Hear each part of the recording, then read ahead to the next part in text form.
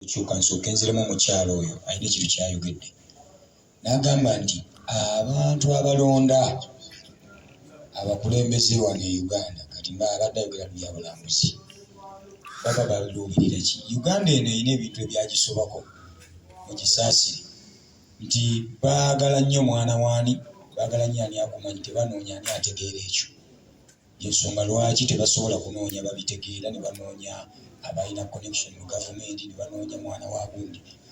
Ekirala omukulu oli kyayogedde, alubamu ya Jackie erina ebintu bingi nnyo byegenda okukyusa.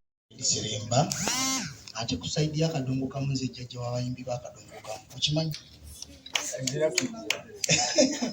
Lwaki nti nze nasikira jjajja w'abayimbi ba kadongo kamu. Nawuliriza nno abamu tuyinza okuba nga twogera ku nsonga eno eri wano naye nga tetunnawuliriza na nnyimba ezo. Naye nze natwala obudde ne mpuliriza ennyimba za Jackie Kizito zonna eziri ku alubamu eno, ne mpulira message nga zonna zivaayo ne ziggwayo, era ne mba mu mativu y'ensonga lwaki ndi wano nga ndi wa kadongo kamu, ndi mu mativu nti Jackie tannava mu kadongo kamu okusinziira ku message ze yayimbye. Nze neewuunya bwewuunya obwongo bwe baakozesezza eddakiika ezo okuba nti baziyimbamu message kuba mulimu n'ennyimba ez'eddakiika 2 n'ekitundu. Mu ekyo Jackie ndowooza ne ngamba oba abawandiisa ennyimba ezo beeyambisizza ku jjajja Ssebadduka kuba bw'owulira oluyimba eddaame lyakyo lulina eddakiika nti ninyo naye ng'obubaka buwanvu. Kati nzikiriza nti Jackie kye yakoze tekiriimu kabonero konna kalaga nti yavudde ku nnono ya kadongo kamu, wabula yagasseeko nti n'abatajja kunyumirwa kadongo kamu, era nga bw'annyonjodde n'agamba nti buli muntu bw'onoowuliriza alubamu eyo ojja kufunamu oluyimba lwo. Kati nze mu nnyimba ze waliwo oluyimba lwange, oluyimba luli olw'omukwano anti lwankubye nnyo, My Love. Kawimba ka luzungu owulira nti My Love kintu kya luzungu naye ate kadongo kamu.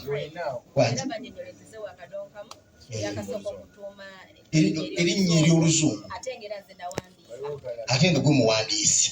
Ate era nange nakyewunyiza nti ate oluyimba lwe nasinza okwagala ye yennyini ye yaluwandiika. Kale Jackie saaga otinge bubi olina yakabo bagayita binnuma. Okay, tugende maaso. Omukyala Jackie Kizito bweza nnyo, mwebale nnyo ekibuuzo ekyo.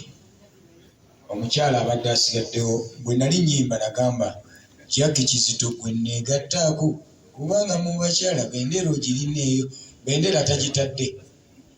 Muwulirize nnyo message n'ebidongo ekigabagambisa nti yadduseeyo, ayinza okuba kiiki gye yakubye mu nkuba ya biiti z'akadongo kamu eza bulijjo. Naye mugoberere message gye yayimbye, mugoberere n'enfolowinga yaazo, mumale mumanye nti yakyusizzaamu katono mu bidongo kwagala abavubuka basobole okuba nga bawa obudde message ye, era n'akyusaamu katono n'akengeza eddakiika, n'ayimba eddakiika 3 okusobola okuba nga music we asobola okuyita mu buli puroguramu ya leediyo okusobola okuba nga tujjawo kiryete ekya Sande yokka. Jackie Kizito tannadduka mu kadongo kamu, mubeere beegendereza nga muwuliriza. Tusabaddemu n'ekibuuzo kya Ronnie.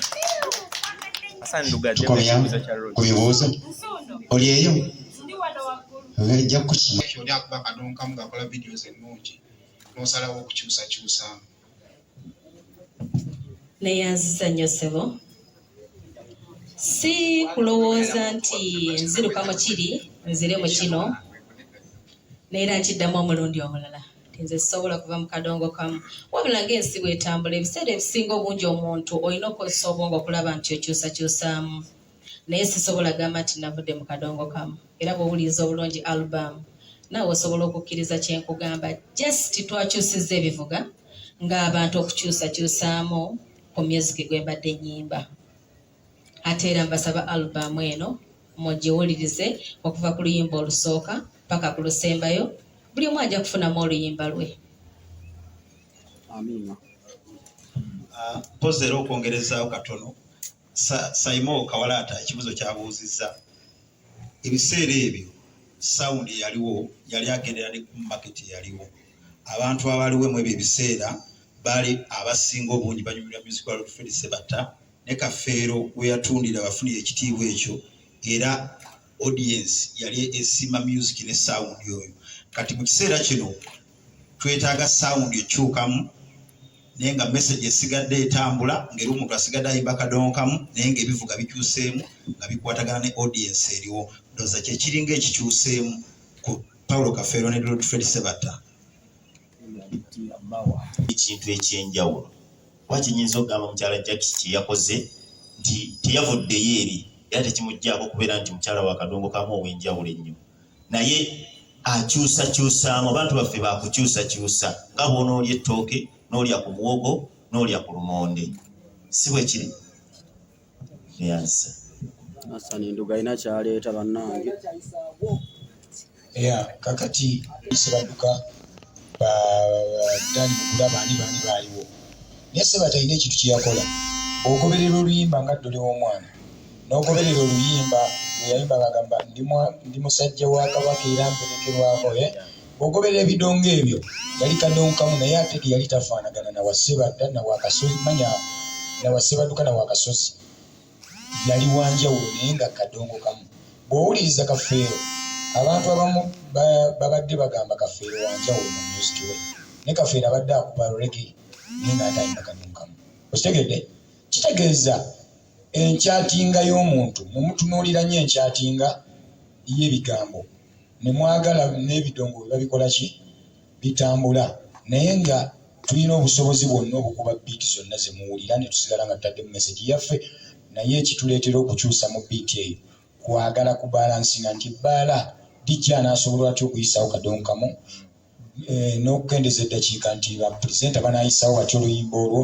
okitegedde ate n'okubanga tunoonya abavubuka mu nkyatinga y'ebigambo wano ne message tuteekamu ebigambo ebisanyusa abato n'abakyala okusobola okuba nti buli muntu afuna message ya kadongo kamu n'agiwa obudde ekitaaliwo luli tiluli babadde kadongo kamu w'abazeeyi kadongo kamu w'abafala naye kati nze ne bw'oba otambula ku kkubo nze message yange etandikira ku mwana ku mukyala simba laavu naye n'abakyala be basinga okunyuma kitegeeza tubalansinga okitegedde so kati Jackie ekintu kyakola n'asala ogera kuwulira ng'akikoze ng'akubye eddakiika 3 kitegedde naye ng'ate message esigaddeyo nti ebintu bino byanjawulo omuntu akugamba nti gundi olinga embwa oli n'agamba gundi olimbwa baba boogedde ekigambo kimu naye olimbwa aba akendeezezza olinga embwa n'awangula ekitulemesa abakadongo kamu okukendeeza eddakiika butamanya nfunda ya bigambo naye ono kye yakoze